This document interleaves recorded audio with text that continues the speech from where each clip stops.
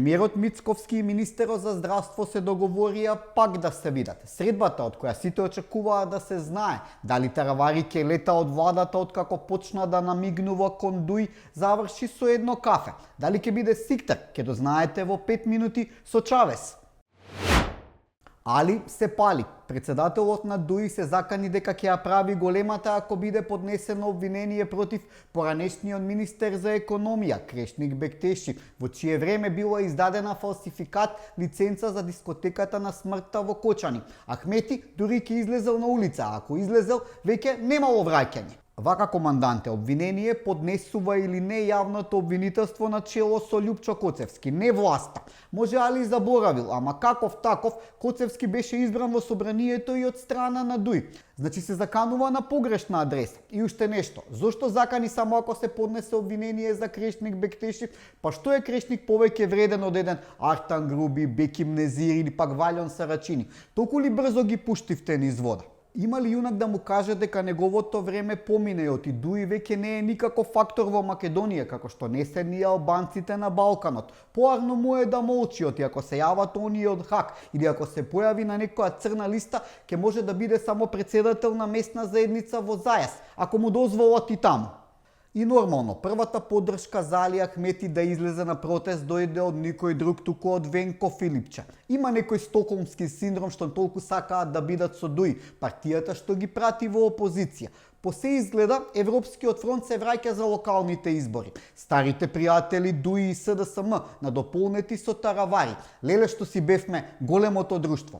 Само се сеќавате ли поножината што знае да ги зарие во грб Таравари? Да ве потсетам дека пред председателските избори, кога Таравари беше ни ваму ни тамо, ни власт ни опозиција, токму Дуј бараше од него да не се кандидира за председател на државата со цел албанците да имаат еден кандидат. Се разбира дека не ги послуша. Ако ги послушаше, кандидатот на албанците во случајот Бујар Османи ќе имаше повеќе гласови од Стево Пендаровски и ќе влезеше во вториот круг со Гордана Силјановска. На равоучение си се заслужувате едни со други.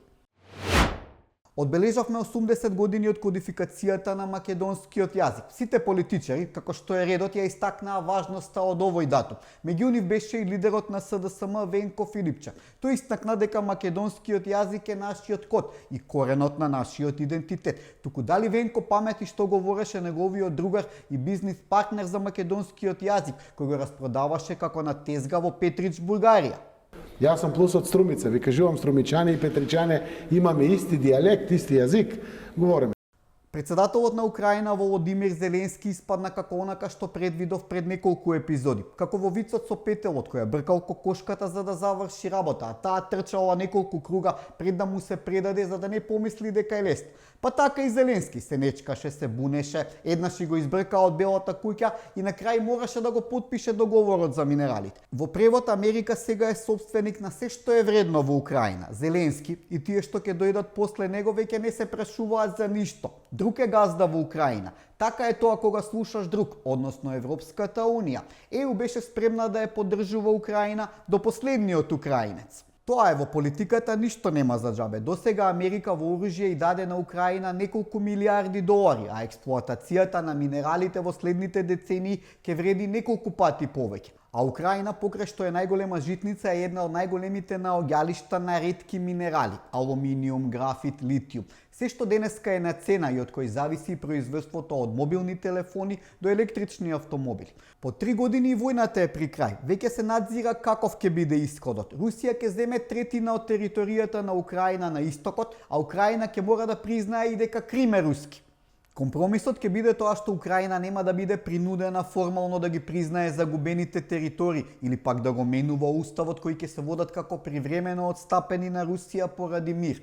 Па браво Зеленски, уште ако американците кренат раце од Украина како што најавуваат, ете ги русите за некоја година како ставаат знаме среде Киев.